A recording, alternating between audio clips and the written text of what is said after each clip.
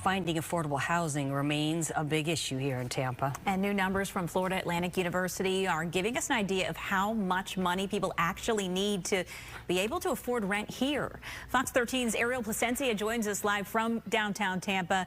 Ariel, what do these numbers suggest?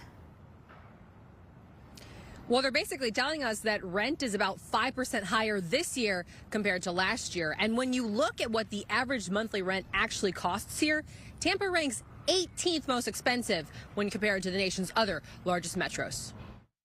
Tampa's gone up significantly. Ask anybody who pays rent in Tampa, and they'll tell you. It was still kind of we don't really want to do this, but did it anyway because we kind of have to. The area's growth and development is not hard to find. In fact, census data shows Hillsborough County saw the 8th most population growth from 2021 to 2022 out of all counties across the nation. This neighborhood used to be super affordable. I'm from Tampa originally, and now, I mean, we're talking almost $1 million for some of these houses. So how much are residents shelling out for rent?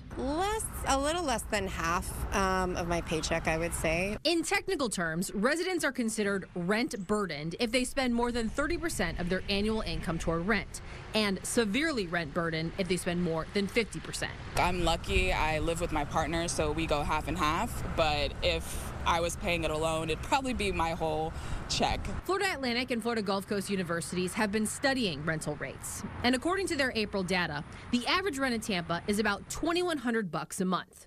So with that in mind, and the percentages we talked about earlier, a Tampa resident would need to make over $84,000 to avoid being rent burdened. That tells us that we're going to see more families lining up outside for help. Metropolitan Ministries has noticed an influx of people coming to them for housing solutions. They've either been evicted because the rent had increased and they can't afford that rent, or once they're evicted, they can't find an affordable place to live. It's more than the nonprofit has ever seen before. Right now, I know that we have hundreds of families on our wait list. We have more than 500 families a month coming to us looking for a housing solution. Now, the nonprofit tells me that they really rely on those community donations to fund their rental assistance program. So if you want to help or maybe you want to volunteer, I've got more information over on our website, fox13news.com. Haley. A lot of people sure could use that little extra help right now. Ariel, thank you. Tonight, state regulators could sign off on a double-digit rate hike for homeowners with Citizens property insurance.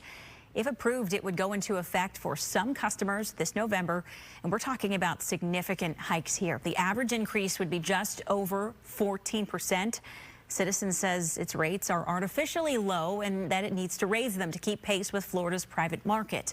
Citizens was created as an insurer of last resort, but it has grown dramatically over the last 2 years as private insurers have dropped customers and raised rates because of financial troubles.